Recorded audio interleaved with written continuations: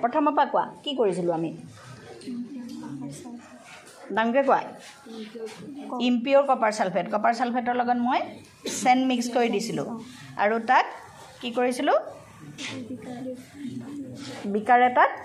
dissolved কৰি লৈছিলোঁ dissolved কৰি ফিল্টাৰ কৰিছিলোঁ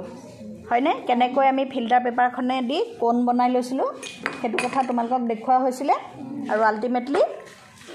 কি পাইছিলা ফিল্টাৰ্ড সলিউশন এটা পাইছিলা সেই সলিউশনটো আমি কি কৰিলোঁ পৰ্চেলিনৰ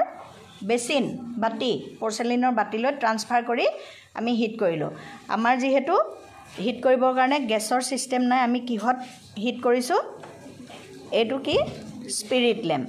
হিট কৰাৰ লগে লগে এভাপোৰেশন চলি আছে হয়নে আৰু আমি কি দেখা পাইছিলোঁ সাইডত বেচিনটোৰ সাইডত যিখিনি কপাৰ সালফেট গৈছিলে সেইখিনি কপাৰ সালফেটৰ নিজা ৰংটো কি ৰং ডাঙৰ মাতে কোৱা ব্লু কালাৰটো তাত আমি লাগি যোৱা দেখা পাইছিলোঁ